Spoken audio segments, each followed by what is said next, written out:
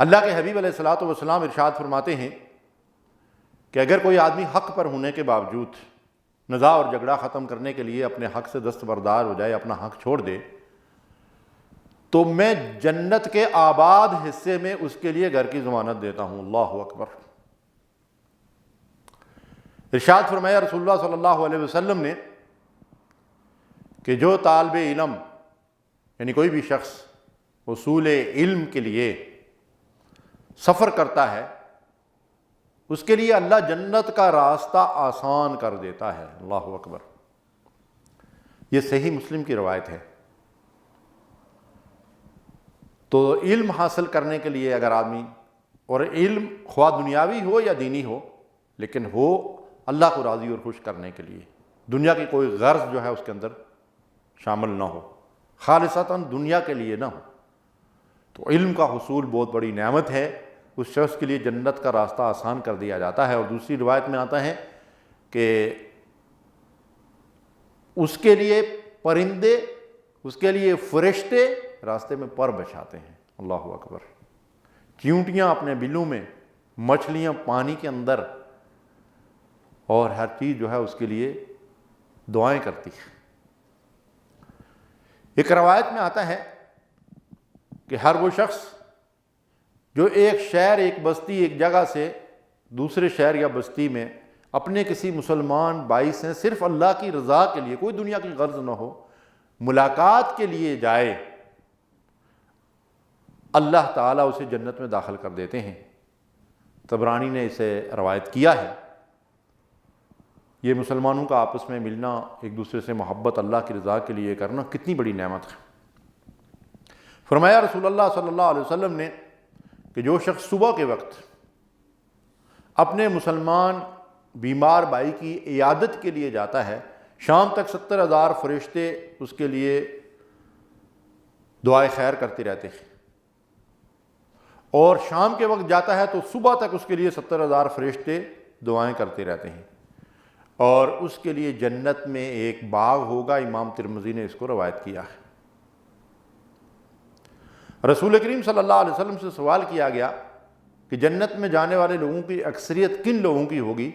آپ نے فرمایا تقوی اور حسن خلق والے، یعنی جن کے اخلاق اچھے ہوں گے اور جو اللہ سے ڈرنے والے ہوں گے۔ امام ترمذی نے اس حدیث کو روایت کیا ہے۔ بخاری اور مسلم کی روایت ہے کہ ہمیشہ سچ بولو، اس لیے کہ سچ نیکی کا راستہ دکھاتا ہے اور نیکی جنت کی راہ دکھاتی ہے، اور جو شخص ہمیشہ سچ بولتا ہے اللہ کے ہاں صدیق لکھ دیا جاتا ہے۔ اللہ اکبر۔ سچائی بڑی نعمت ہے۔ نبی صلی اللہ علیہ وسلم نے فرمایا ان الصدق ینجی والکذب یہلک، سچ تمہیں کامیاب کرے گا، نجات دے گا، مشکلات سے نکالے گا، اور جھوٹ تمہیں ہلاک و برباد کر دے گا۔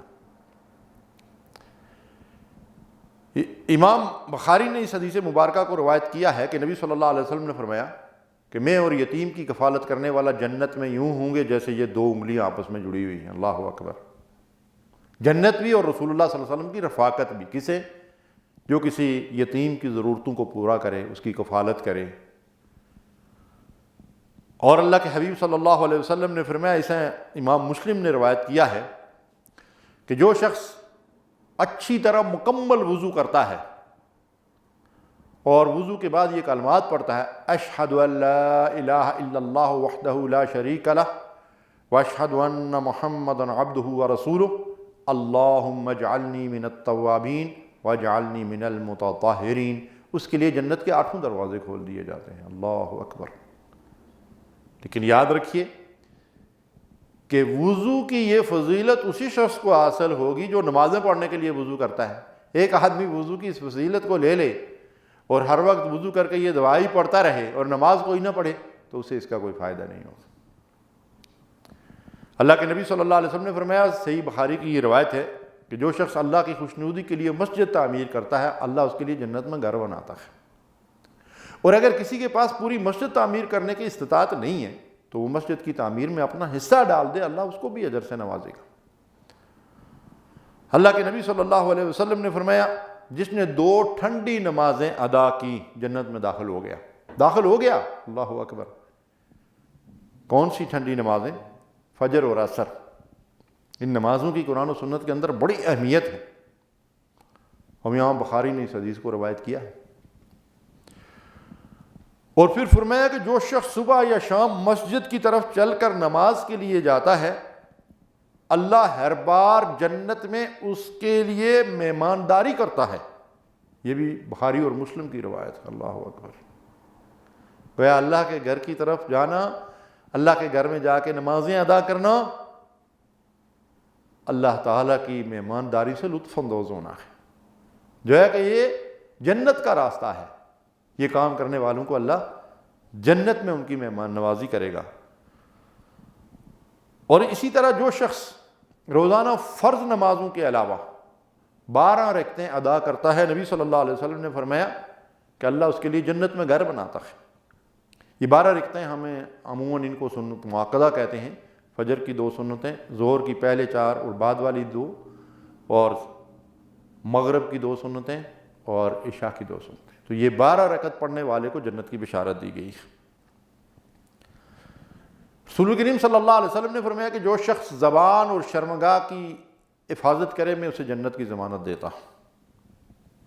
اور اسی طرح آپ نے فرمایا، امام احمد نے اس حدیث کو روایت کیا ہے کہ جو شخص 3 بیٹیوں کی پرورش کرے اچھی طرح، ان کو اچھے ادب سکھائے، دین کی تعلیم دے، اچھی تربیت کرے، پھر ان کی شادیاں کر دے، اللہ تعالیٰ ان بیٹیوں کے ساتھ محنت کرنے کی وجہ سے اسے جنت میں جگہ عطا فرمائے گا۔ اور 2 بیٹیوں کے بارے میں بھی یہ بشارت موجود ہے، اور ایک روایت میں آتا ہے کہ یہ بیٹیاں اس کے اور جہنم کے درمیان آڑ بن جائیں گی۔ اللہ اکبر۔ اسی طرح کسی جانور پہ ترس کھانا، بڑی مشہور روایت ہے کہ ایک پیاسا کتا زمین چاٹ رہا تھا پیاس کی وجہ سے، ایک آدمی نے اپنے جوتے میں کنویں سے پانی نکال کر اس کو پلا دیا، اللہ نے اسے جنت میں داخل کر دیا۔ اور آخری بات میں جو عرض کر رہا ہوں، اللہ کے نبی صلی اللہ علیہ وسلم کی اور بہت ساری بشارتیں موجود ہیں۔ وہ عورت جو 5 وقت نماز ادا کرے، رمضان کے روزے رکھے، اپنی عزت و رسمت و شرمگاہ کی حفاظت کرے اور اپنے خامند کی فرما بردار ہو، اللہ کے نبی صلی اللہ علیہ وسلم نے فرمایا کہ جس دروازے سے چاہے جنت میں داخل ہو۔ اللہ اکبر۔ امام ابن حبان نے اس کو روایت کیا ہے۔ اللہ رب العالمین سے دعا ہے کہ ہمیں ان اعمال کی بکثرت توفیق عطا فرمائے اور ان کو اپنی بارگاہ میں قبول فرمائے۔ وصلی اللہ علی نبینا محمد۔ صلو